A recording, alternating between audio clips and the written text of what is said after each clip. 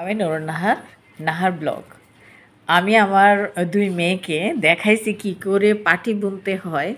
আমার কাছে খেজুর পাতা নেই, বাট তাল পাতা দিয়ে তাদেরকে নমুনাটা দেখাইছি যে এভাবে খেজুর পাতা দিয়ে আ আ পাটি তৈরি করা হয়। মানে ওরা ঢাকা থেকে বাসায় আসছে। এই ধরনের কাজের কোনো অভিজ্ঞতা নেই তাদের। আ এগুলো হচ্ছে গ্রাম্য পরিবেশের কাজ। তো ওরা জানে না, ওদেরকে দেখাইছিলাম।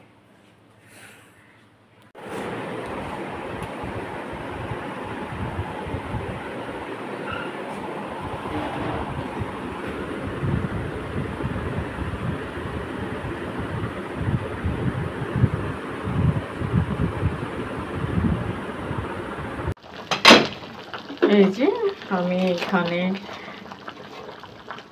গরুর গোস্ত কেমন বুঝতে পারছো, মানে খুব একটা সুবিধে না, একটা হাড্ডি আর কিছু চর্বির মতো কিছু রয়েছে সেগুলো।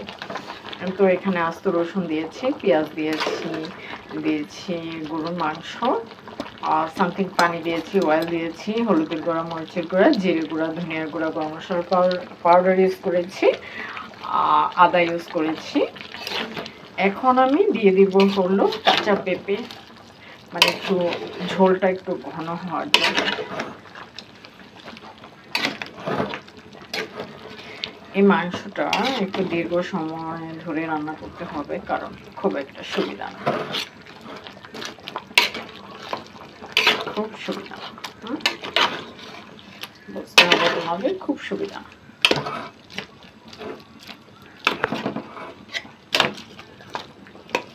তো আমি পেঁপে নিয়ে আসি,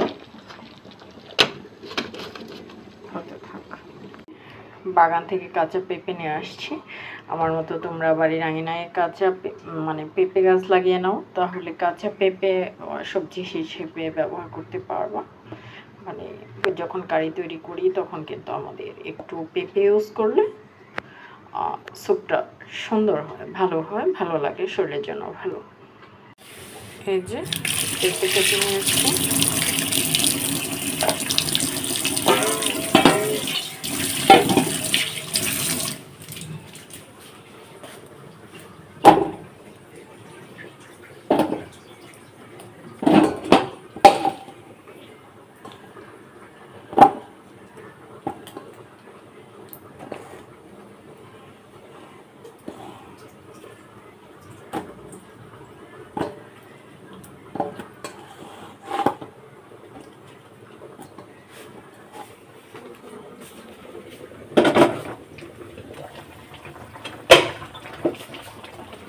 এই যে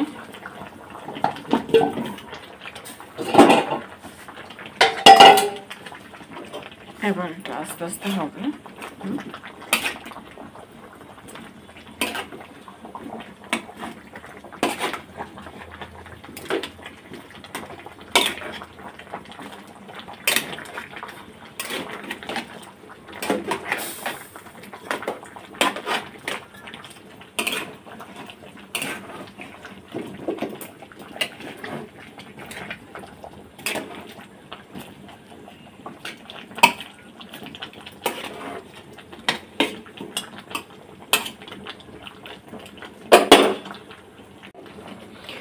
তো এই যে এটা কিন্তু অনেকটা সময় ধরে হবে, প্রায় 2 ঘন্টা লাগে। ভালো সিদ্ধ পেতে চাইলে কিন্তু আমরা একটু দীর্ঘ সময় অপেক্ষা করতে হবে। এটা কিন্তু ভালো গোস্ত না, মনে রাখতে হবে। খুব একটা সুবিধাজনক বিফ না।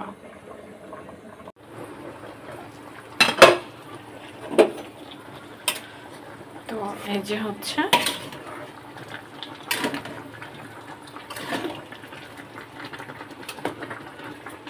পেঁপে ভিতরে না গেলে কিন্তু এই যে পেঁপের একটা কষ মাংসের সাথে মিশে গেলে তখন কিন্তু ভালো লাগে।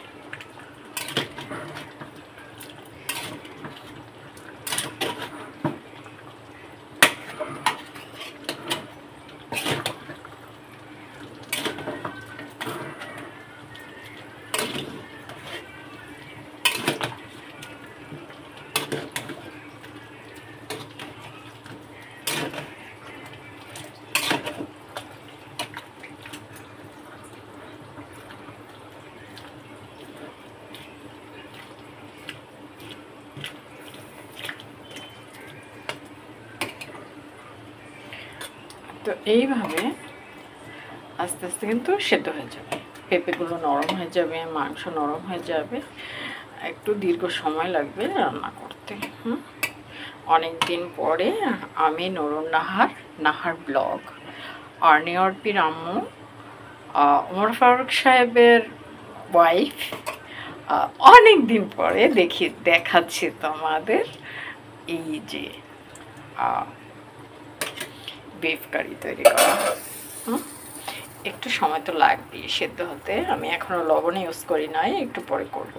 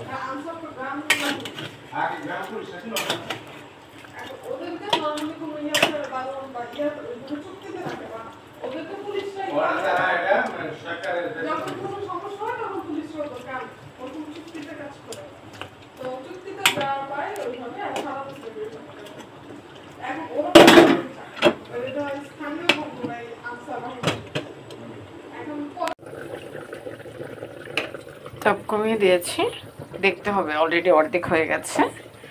এখন আমি ঢাকনা খুলবো।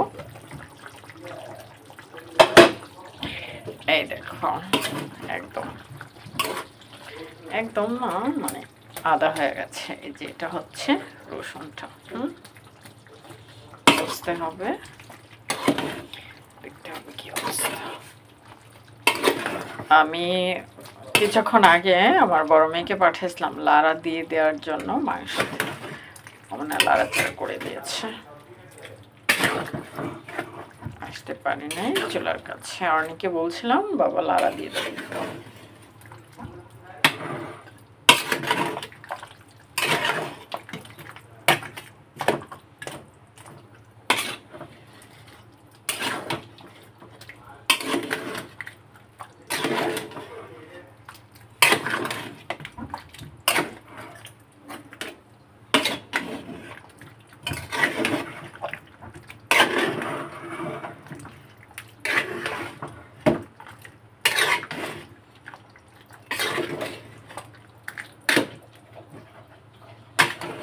দেখতে হবে, আরেকটু হবে। অলরেডি 1 ঘন্টা হয়ে গেছে। চুলা তো অফ হয়ে গেল। আর একটু, আমার মেয়েরা খাবে বলছিল, আর একটু হবে। চুলা বন্ধ হয়ে গেছে একদম, চুলা চালু করতে হবে। ওকে, এখানে আমরা হচ্ছে নর্মাল চাল দিয়েছি, নর্মাল চালের সমান পরিমাণ হচ্ছে মুগ ডাল দিয়েছি, এবং সেই পরিমাণ হচ্ছে আমরা ডাবল পানি দিয়েছি। আর সাথে হচ্ছে আমরা মুসুর ডাল দিয়েছি হাফ পরিমাণ চাল, এবং মুগ ডালের অর্ধেক হচ্ছে আমরা মুসুর ডাল দিয়েছি, এবং সাথে হচ্ছে আমরা কিছু পেঁয়াজ দিয়েছি। পেঁয়াজের সাথে হচ্ছে হলুদ মরিচের গুঁড়া, জিরা, ধনিয়া, গরম মশলার গুঁড়া দিয়েছি। তারপরে আমরা তেল দিয়ে এটা মিক্সড করেছি, এটা হচ্ছে মাখিয়েছি। এখন সাথে হচ্ছে আমরা এটাতে আদা রসুন অর্ধেক দিয়েছি। এখানে আদা রসুন আছে, আদা রসুন বাটা কুচি করে দিয়েছে আমার মা। কুচিটা হচ্ছে এখানে একটু মিক্সড করেছি। এই যে পেঁয়াজ লালচে হয়ে গেছে প্রায়। এখন আমি দিয়ে দিব তেজপাতা, লং, গোলমরিচ, দারচিনি, হ্যাঁ এসব দিয়ে দিব, দেখাচ্ছি। এর জন্য নিয়েছি তেজপাতা, লং, এলাচ, গোলমরিচ, দারচিনি, এগুলো আমি তেলে বাগার দিয়ে দিব। এই দেখো,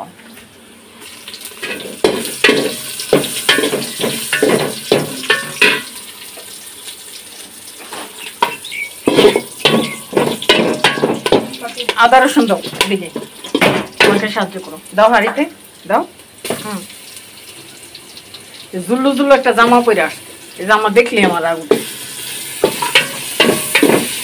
একটু পানি লো মগে, ওই যে চালের মগে একটু পানি আনো, বসাবো।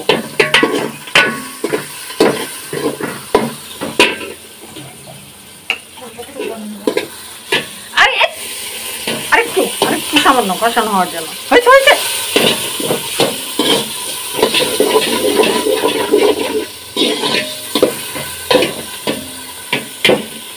বাড়িয়ে দিতে হবে কষানো হওয়ার জন্য। কষানো হোক।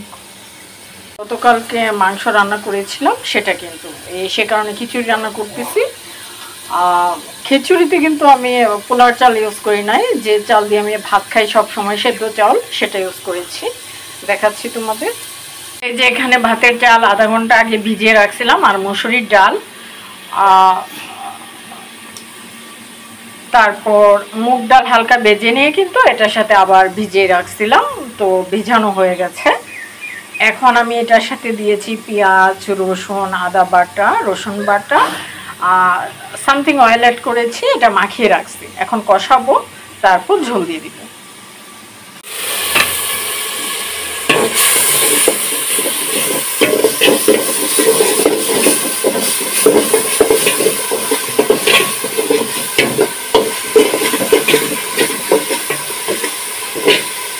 কষানো হয়ে গেছে, আর কষানো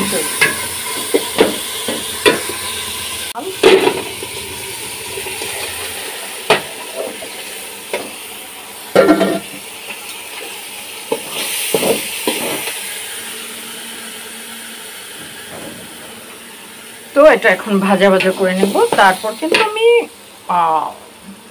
পানি ইউজ করব, মানে পানি দিব, একটু কষিয়ে নেই।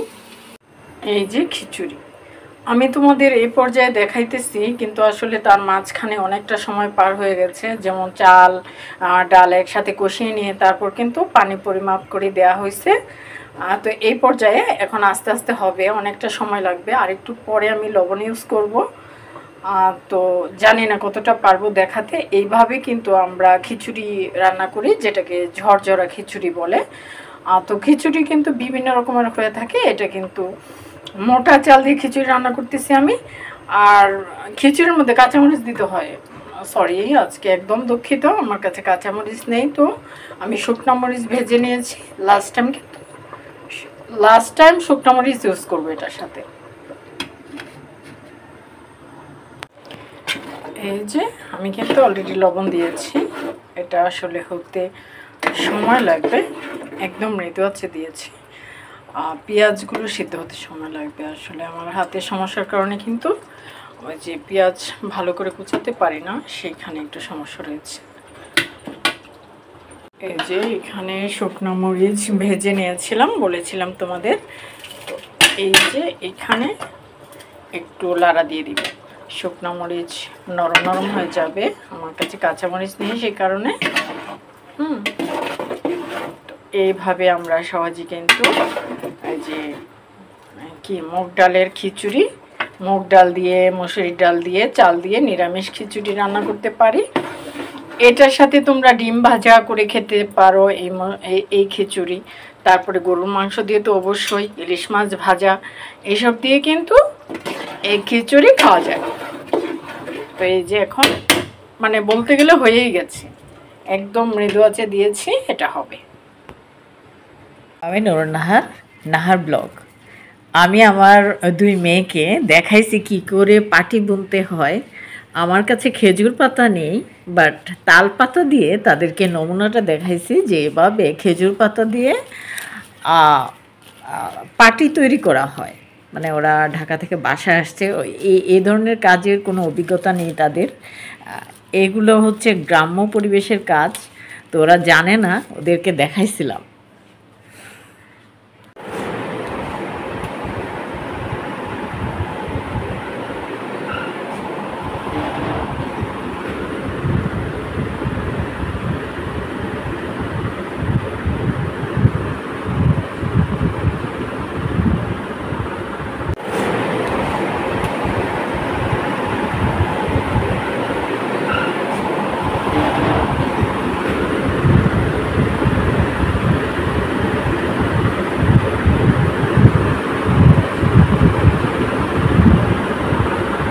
ট্যাংরা মাছ পেঁয়াজ দিয়ে ভাজা করছি, আমি নুরুন্নাহার দেখাচ্ছি তোমাদের। আচ্ছা, নিচে দিয়ে আরেকটু হয়ে গেলে তারপর কিন্তু উল্টে দিব।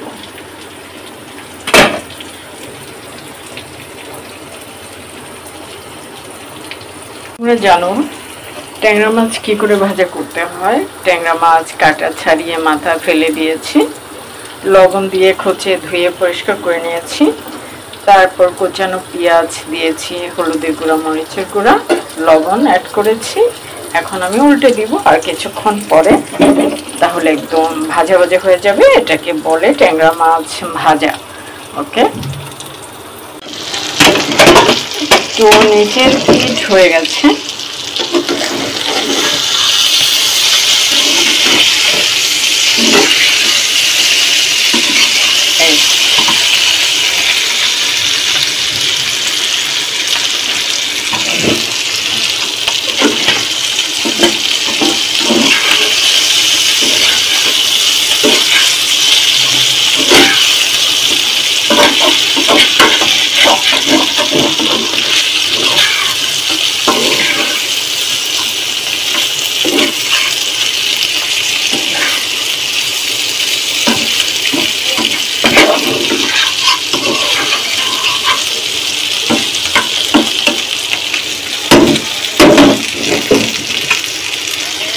আজকে কিন্তু তেল কম দিয়েছি, একটু ভাজা ভাজা হবে।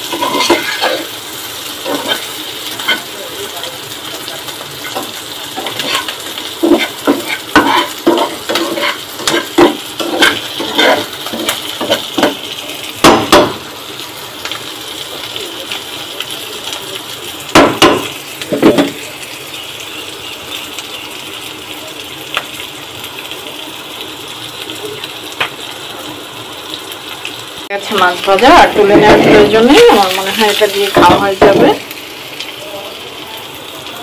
ঠিক আছে, আর বেশি পুরো করা দরকার নেই। এটা ট্যাংরা মাছ দিয়ে বেগুন দিয়ে চড়চড়া বলতে পারো তোমরা, একদম মাখা মাখা করেছি, নিচে দিয়ে চড়চড়া হয়ে গেছে।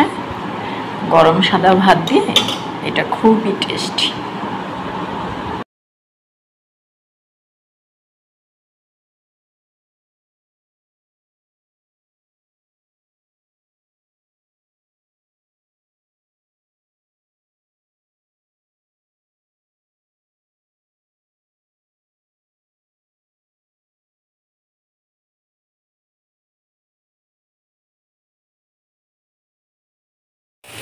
এটাকে বলে এই মাছ হচ্ছে কি যেন, তেলাপিয়া মাছ।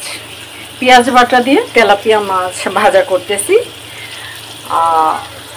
এটা ঢেকে দেওয়ার প্রয়োজন নেই, কারণ মাছে অনেক পানি আছে, সেটা শুকিয়ে নেব।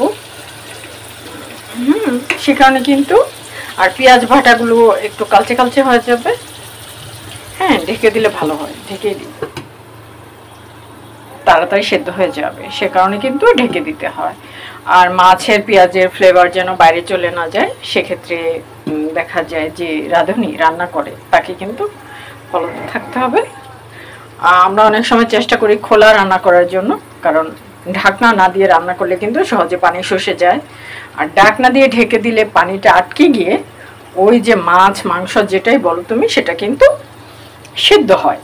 তো আমরা সিদ্ধ করার জন্য, তাড়াতাড়ি সিদ্ধ হওয়ার জন্য কিন্তু ঢেকে দিই, এটা মনে রাখতে হবে। আর যদি ভাজা ভাজা পোড়া করি, মাছ বেশি নরম থেকে থাকে, তাহলে কিন্তু ঢাকনা খুলে দিব। ওকে, এটা মোটা মাছের পিসটা, সে কারণে কিন্তু ঢেকে দিতে হচ্ছে। তেলাপিয়া মাছ আমি বেগুন দিয়ে রান্না করেছি। এই যে তেলাপিয়া মাছ, এই যে। আর তো এখানে 4 পিস দিয়েছি, 3টা লেজ, একটা মাথা। তো এরকম বেগুন দিয়ে ঝোল করেছি আজকে।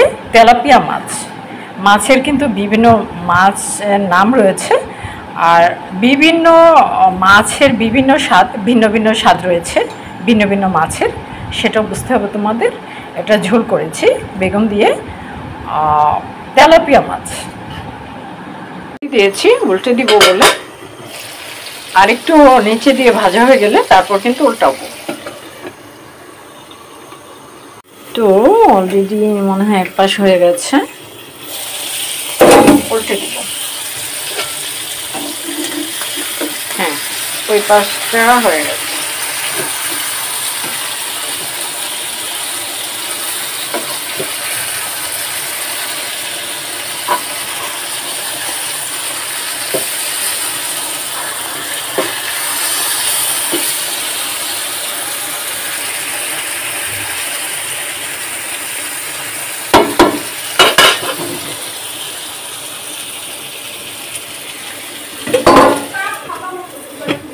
হয় নাই? হ্যাঁ, হয়ে গেছে। চুলা বন্ধ করে দিয়েছি। এই আর হওয়ার প্রয়োজন নেই, একদম।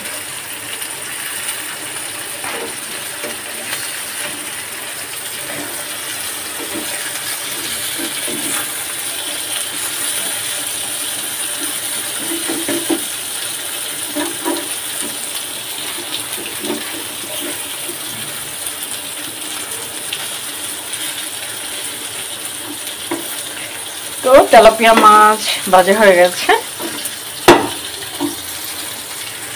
আর কোনো সমস্যাই রইল না, নিয়ে যাব। একদম কমপ্লিট।